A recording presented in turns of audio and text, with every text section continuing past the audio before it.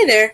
Um, so, top 10. The first thing I have on my list is the social identity wheel, uh, which, if you're not, if you don't remember what that was, it was this thing. Uh, the thing I remember most about it and that I really liked the most about it is that the outside of the wheel is constantly changing, and our identities are also constantly changing as we grow and evolve as people, which I really like because a lot of other classes I've taken, like philosophy, uh, make it seem like we're born as we're supposed to be, which means that we never adapt, we never change, and our morals are always the same, which is bullshit because I am a shining example of someone whose morals are constantly changing. Um, and also related to that, the Love Simon movie, which I am going to be buying when it comes out on DVD next week. I'm super stoked for that. I really liked that movie. I really related to Catherine Langford's character. Just, I love Catherine Langford anyways, but she's amazing. And hi there. Uh, yeah. The second one I have is is influence on artists in media. As a straight person, anytime I see any sort of LGBTQ influencer, I think it's cool, but I don't really. Like listen to music, watch the movies, watch those. Are you leaving? Okay. Um, but it never like hits home for me because I don't relate to it on a personal level as much as someone else might. But I do think it's really cool that people are out there putting themselves, their whole selves out there like that. And a lot of people are afraid to do that, especially with like the way things used to be in the past, where gay and fag used to be derogatory terms, and we said them so freely. Well, not we, people said them freely over the internet to insult people. And now that times are changing, I think people using their platform to bring awareness or to reach out to the people who are in similar positions. I think that's really cool. On my list is the Queers Without Me article that we read. I really liked this one because I don't understand why people think LGBTQ people aren't people. Like, just because you can't have, like, if you're in a gay or lesbian relationship, you can't naturally have kids the way traditionally do. That automatically means that you just have a fuck ton of money. I never understood that. Like, that's just a trope you see on TV. You hear about it all the time. I thought that was always stupid because people are people. Like, sexuality doesn't mean you have more money than other people in a different economic class. That's asinine and backwards. I don't get it. Anyways, next thing I have on my list is the movie Boys Don't Cry.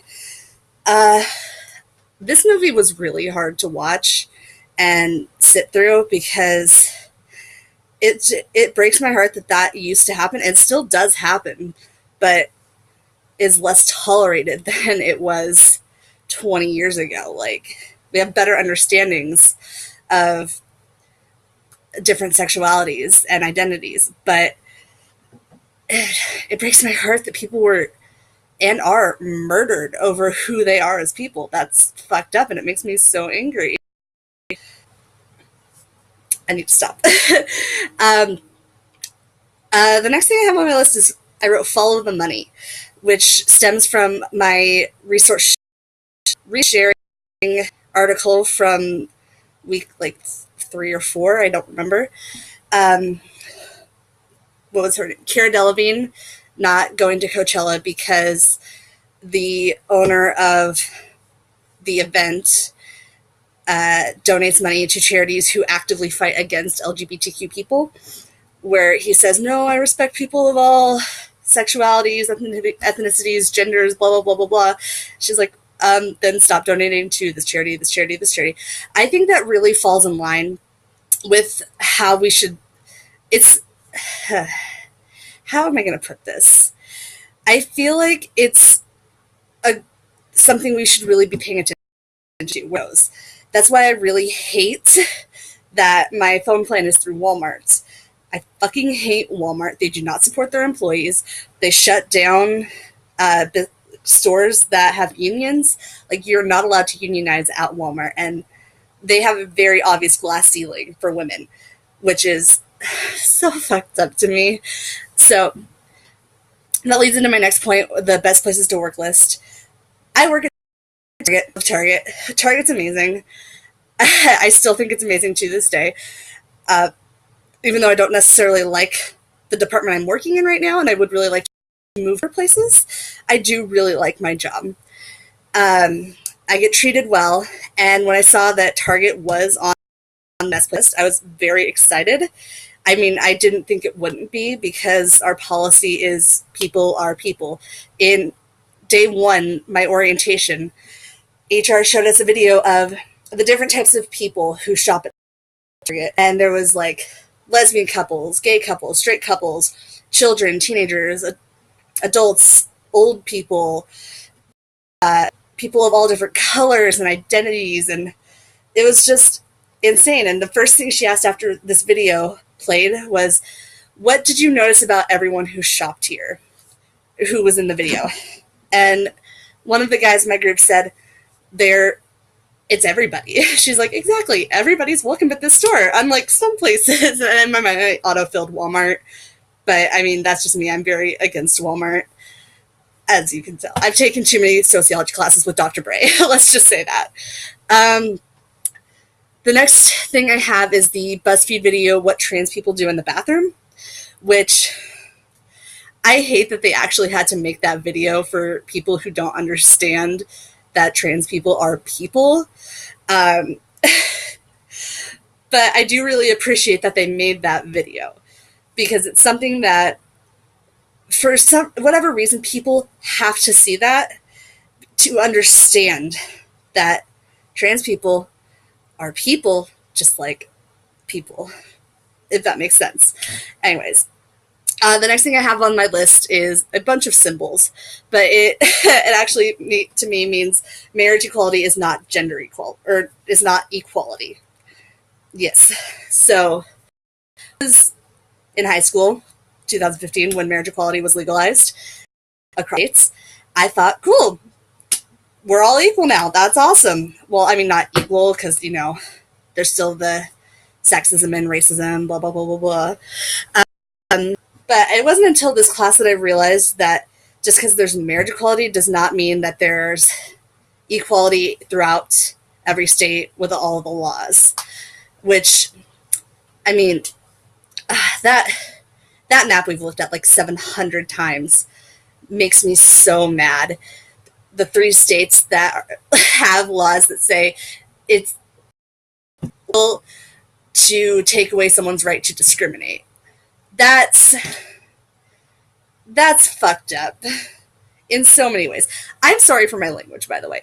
I just realized how much I've been swearing, and I get really heated about these things, and it's hard, so I'm sorry. The next thing I have on my list is the cisgender privilege checklist that we looked at a few weeks ago. And the thing that really stood out to me is that when we talk about privilege, we always talk about racial privilege or gender privilege or economic status privilege. But we don't talk about the privilege we have in society of people who identify as the gender they were born with, or the sex they were born with. Yes, their gender matches their sex. That's what I'm trying to say. Sorry, I am so brain dead at this point. For 9 minutes. Let's continue. The issue I'm passionate about is bullying against LGBTQ people. I want to be 18 and an young adult counselor. Ideally, I'd like to practice. I don't practice. I don't happen anytime soon. But I would also be happy working in a high school. And with that in mind, talking about bullying people with different identities is something that I'm very I don't stand. I never have. But especially towards people with different sexualities, or that don't fit the norm. You know, heteronormativity. I can't English. I'm so sorry. Honestly, the future will be great during the presidency. Hopefully, with the next election, change. As soon as I found out Trump was running, I was like, I feel like there's no way women, color, people in any socioeconomic class other than rich, LGBTQ people, like if you're not a rich male, you're fucked. So yeah, that's my initial burning. Side note, whatever. Anyways, I'm gonna leave you guys with a from Alice Walker. I couldn't find anywhere if she identified straight or bi, but I did see that after her husband, she was dating a while. I don't know if they were still together or if they broke up. She did say that it was an extremely invigorating experience for her, and she loved every second of it. But her quote was, "No person is denies your right to grow," and that really stepped with me because I mean I've had a lot of friends who have denied my right to be me. Like, they shamed me for acting like myself, which, what? But I'm no longer friends with those people. And I feel like if someone's denying your right to be who you are and to fall for who you fall for, that's just not right, and you should just get rid of those people. And I agree with her on that point. So, anyways, I've gone double my time, so bye.